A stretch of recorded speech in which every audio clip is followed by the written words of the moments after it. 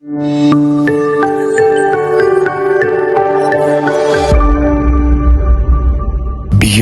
the newsroom, where untold story is revealed.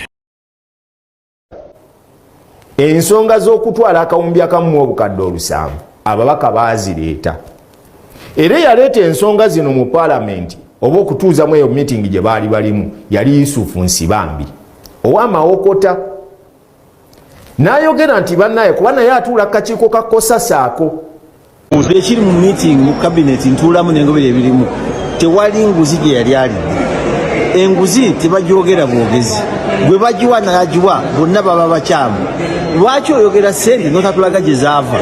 Era nze kati okufuluma wano palamenti n'ompita ow'ekitiibwa mba njagala kuyoola okusinziira ku perception efulumye wano kati bwe. Beyond the newsroom gwe mukutu gwagenda maaso n'okubeera nga ogoberera mu bitundu by'eggwanga eby'enjawulo. Njagala kubeera nga nkwebazaako. Kakati nno omubaka Sewungu agenze maaso n'okubeera nga anaabira Dini Lubowa Sava mu maaso, ate ye Sava agamba nti aleese obujulizi obulumika Lop Joel Ssenyonyi Besekezi okubeera nga yali enguzi ya 1.5 billion. Omubaka Rutamaguzi Semakula avuddeyo n'ategeeza nti nze okumpita ow'ekitiibwa Lwakiri tweyola. Gwe nno munnansi obadde okimanyi nti buli lunaku osaasaanya biliyoni 3 ku babaka ba palamenti buli lutuula lwe batuula. Kakati sipiika yagyongeddeyo n'abagamba muddeyo muwummulemuko tujja kudda tubirabe wiiki ejja. Ensonga lwaki byonna ngenze maaso n'okubeera ng'oba oli awo imbireeta. Kakati nno njagala okujjukiza nti gwegala olanga naffe namba zaffe weeziryawo osobola otukubirako ne tukwasaganya business mu mbeera ate ey'enjawulo. Then ate n'ekirala video eno nkusaba ogimpere like wamma mwana wattu etambulire ddala etuuke ne kwoyo omulala eyandyagadde ogenda maaso n'okubeera nga agifuna. Era nze kati okufuluma wano palamenti n'ompita ow'ekitiibwa mba njagala kuyoola okusinziira ku perception efulumye wano. Kakati nno katandikirewo. Dini Lubowa Sava agamba nti obujulizi obulumika Joel okubeera nga yalya 1.7 billion abuleese era bubuno nzikiriza ngene maaso n'okubeera nga mbikuwa. Bw'oba oyagala bujulizi bino wammanga by'olina okuba ng'ogoberera. Katubigendemu. Omwaka gwali gwa 2022 mu mwezi gw'okuna waliwo olukiiko olwatuuzibwa mu ofiisi ya Leader of Opposition ebiseera bye yali mpuga ye yali atuula. Era lwali lukubirizibwa Chief Whip oba nampala w'oludda oluvuganya gavumenti gwe bayita John Baptist Nambeshe. Ensonga zino zaatuuka ne zijja bw'oba onoonya bujulizi bw'oyagala. Ensonga z'okutwala akawumbi akamu obukadde olusanvu ababaka baazireeta. Era yaleeta ensonga zino mu paalamenti oba okutuuzamu eyo meeting gye baali balimu yali Yusufu Nsibambi ow'Amawokota. N'ayogera nti bannaye kuba naye atuula kakiiko ka Kosasaako. Kakati nno omubaka amanyikiddwako nga Honorable Sewungu avuddeyo n'akawangamula n'agamba nti kakiiko ke boogerako kweko ke kamu kentuulako wabula Joel Ssenyonyi talina yadde ekikumi kye yagenda mu maaso na kubeera nga alya. Ekiri mu meeting mu cabinet ntuulamu n'engobere ebirimu tewali nguzi gye yali alidde. Enguzi tebagyogera bwogezi, gwe bagiwa n'agiwa bonna baba bakyamu. Lwaki oyogera ssente n'otatulaga gye zaava? Ekyokubiri ono Leader of Opposition bazitulaga nti yazimuwa yaani, kubanga bannaffe abali mu kkomera bagamba mukyala wange yaba likodinga. Ebyo nno biri luddawa? Naye kati ekiri wano kiringa tit for tat. Batukola kinaffe kikole kino kijja kitookuba ti enguzi yona eri 1.7 billion n'eyaba commission eri 1.7 billion. Ebyo byakyana kito. Era bwe babuze tubumugjamu naye mu butuwe ne pulezidenti yaffe yatugambye mutuwe obujulizi bwe mugamba yalya mutulage ffe tulina obujulizi bwa commissioners. Ekyokubiri Ssenyonyi nakyo tamulabye nga ayogera ku fula ya parliament one ku nsonga y'enguzi kikyo tasiimye. Alina ekifaananyi kyalaga kye tulwana nakyo. Ekyo nkikubuulira genda mu ofiisi y'omulala era bye balemeredde nange bajja kumpaayiriza.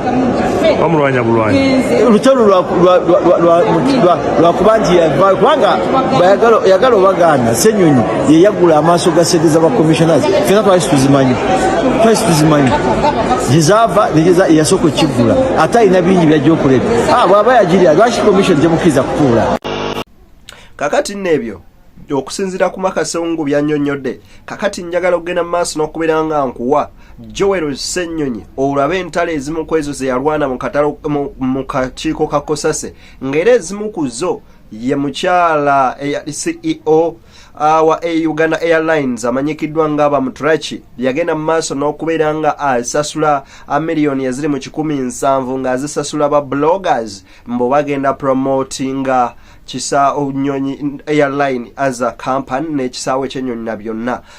Joel Ssenyonyi yakaza Bamuturachi nga mwanatu amaaso ga kunya era nkusaba wetegereze ensonga zino tumanye ekituufu amazima gava luddawa. You're not answering. You paid these guys, these online bloggers, 117 million shillings upfront, backdating to April, and yet you signed the contract in December. This is fraud. This is theft, Jennifer.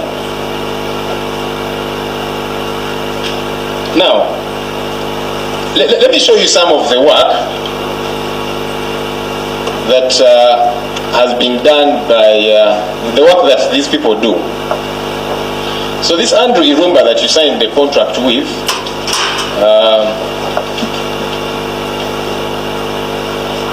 he is the CEO of the Spy Uganda. That's an online publication that has been writing a lot of propaganda about this committee from the time we started this inquiry. But he not only uses that Spy Uganda online publication, even on his Facebook page. This is Andrew Irumba Live, that's the page he uses. This was on Tuesday, this week. In reminding you about our meetings, he wrote saying, they think a CEO of an airline has a lot of time, like an idle MP representing a small village in Katanga. This is Andrew. And colleagues, those who can go to Facebook, you go to the page Andrew Irumba Live. Because I don't want people to think I'm making these things up. I printed these out.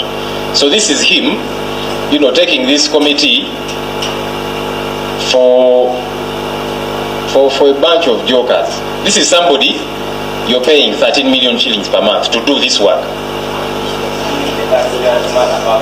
Kakati nno ababaka okuli Mathias Mpuuga Nsamba ne banne ba commissioner olwaleero bagenze mu maaso n'okubeera nga otoba oli abo baba naabira mu maaso era ababaka baba naba NRM bagenze mu maaso n'okubeera nga basayininga wenjogerera emikono ebulagumu okubeera nga abasajja baneeno babatuuliza meeting oba parliament ng'etuula okubateesaako okubeera nga babakunkumula omukono mu kibya wetwogerera muganda agamba nti gababugumye.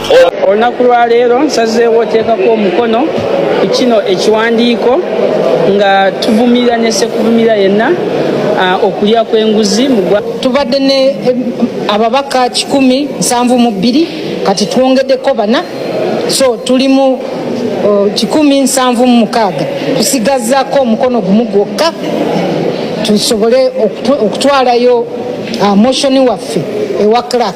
So tusuubira nti oba enkya naye nga wiiki eno tenaba kuggwa tujja kufuna omukono ogwo ogumu ogusigadde. Wetutuuse kati gwe advantage yo yakujja kuteeka linnya wano buli muntu ajjuze erinnya omukono gusigadde enkya tugenda kubeera wano bannamukisa mujje mugabane ku mukisa gw'okusayininga Sister Medeo nengobi abakwateko naye at least wano we mutuuse. Kakati nno njagala okutegeeza nti palamenti ya ggwanga lyattu Uganda buli lunaku lwetuula bagisasanyizaako biliyoni eziri mu 3 nga kuno kwe kuli allowances z'ababaka kwoteeka n'ebirala ebikozesebwa mu palamenti. Speaker Anita Among yavuddeyo n'aleeta ekiwandiiko nga bagamba nti Parliament egende mu kuwummulamuko ejja kubeera ng'ennaku z'omwezi 30 olwokubiri lwa wiiki ejja so olunaku olwaleero Parliament ereme kubeera nga oba oliawo etuula. Lop Joel Ssenyonyi kino nno kyakubyemu ebituli n'agamba tetuyinza kukkiriziganya na ku ngeri ya kusaasaanyamu nsimbi ya musolo n'okubeera nga bo bye baatulondera tetubituukirizza kw'oteeka n'ababaka abalala okuli Ssemujju bonna bagenzi mu maaso n'okubeera nga oba oliawo bakuba ebituli mu kiwandiiko kino n'ekiragiro kya Speaker Anita Among. Singise mu recess endala paka ate wiiki ejja kubanga ekiwandiiko kye ndabye tekibaddeemu nsonga yonna etegerekeka ate nga tulina okutegeera kubanga abantu bava mu constituencies zaabwe Parliament demu okutuula kakuba kati budget ya Parliament ziweredde ddala biliyoni 9 so buli lunaku omusolo asaasanya ku Parliament biliyoni 3 tosobola mu ngeri ya kisaazisaazi kugamba nti muddeeyo batuweereza dda order paper ku ssaawa nga 6 ebyo tugenda okwogerako. But it's rather unfortunate that the short notice, the communication to call it off, some of us found it here after we had made it to the House. Mu ngeri y'emu omubaka Lutamaguzi Ssemakula yenno mwanatu akuba kadinda oluvannyuma lw'okubeera nti emikono egigoba abakamisona bano gigenze mu maaso n'okubeera nga oba oliawo agituuka oba oliawo ku nkomerero y'okuginoonya. Agamba nti kino kijja tuyambako kendeeza enguzi so si kwekweka nga weeyita ow'ebitiibwa. Ogumuguliso precious era priceless okugufuna guyinza okutwala wiiki endala 2 we mutuuse nange ndaba bwebeera nsolo kuwoya era singa mubadde mu kyalo kyange twali badde tugamba babaweeyo kawayini munyweka abakanywako abanywa ne kacaayi mukanyweko kubanga omulimu gwe mubaddeko si mwangu. Ekisooka tulina bannaffe ababadde basuubira okubeera abakyapasonizi b'obukiiko bw'NRM babatuuza ng'eyo mu Kasonda nti oyagala okubeera deputy chair w'akakiiko oba komiti oyagala okubeera chair kale genda oteekeko omukono. Era n'abasajja bano okuluyisaawo okuteeka abantu abo ku bifo ebyo it is not accident. Babadde babala nti Bassekikubo paka bwe baligenda bateekewo ebifo nga balize nti bano bajja kumala bagende. Naye Ssekikubo njagala kubaza ne ttiimu yaabwe nze I don't believe in individuals naye mbirivinga mu cause gye muliko. Ebweruwa bw'ofuluma wano Parliament ekifaananyi kye basooka okulabira mu oli mubbi. Era ffe nga abava wano mu Buganda omusajja omu yabadde mu Parliament mubaka munnaffe n'agenda ajja akawaŋŋamula nti yagamba nti kati wano ekigambo w'ekitiibwa kitegeeza bubbi. Omubaka Mary Goretti agenze mu maaso n'okubeera nga mwanatu ajimusa eddoboozi ye ng'agamba nti tekirina makulu Parliament genda mu maaso n'akubeera ng'etuula ne bateesa nga abaana baakwatiddwa bali mu makomera ababadde abalwanyirizi b'eddembe. Agamba nti ebitongole ebyokwerinda kino ekikolwa kye mwakoze si kirungi yadde akamu n'akeddagala era kiraga butya gavumenti yakuno bwenyigiriza munnansi ekikolwa ekitali kirungi yadde n'akamu.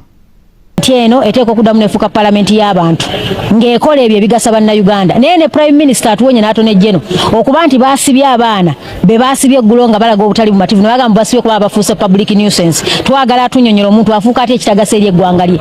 Ekyo ne bw'anaalidda ddi Prime Minister ateeka okinnyonnyola omuntu afuuka ate ekitagasa becoming a public nuisance kubanga okutta ekipapula ng'olaga obutali bumativu. So ekyo bateeka okinnyonnyola tetugenda kuddamu kukkiriza mukulu Museveni ne banne kujooga ggwanga. This is our country. Power belongs to the people. Bannayuganda muli mumanye nti obuyinza buli mu bantu. Babadde babatiisatiisanga ne sente nno zaffe nabagamba generation Z mukozese generation eno eri silent okugijjako obuyinza. Sente zaffe baziina bazibbye nnyo ze baleeta ne babawa mmwe ne mukola ebigasa generation y'abakadde. Tukole ebigasa generation yaffe eno to protect the future of this country. BTN Media Beyond the Newsroom nkwebaza we aligenda mu maaso n'okubeera nga otugoberera nze Deni akumata komera mpera Ssaabasajja Kabaka Magulu Nyondo kyokuluko masente wetu baffe wangala mama Nnaabagereka Sylvia Najinda agerekere Obuganda. Mubeere bulungi banywanyi, mugende maaso n'okubeera nga muli bantu abakozi ennyo ate era mwagale ennyo ensi yammwe n'omulembe oguliddawo gwenyumirize mu bajjajja baagwo nga ffe tugamba nti bajjajjaffe balwana nnyo olw'ensi yattu Buganda. Mubeere bulungi, atakuumira mpeera bankuumire, mweraba.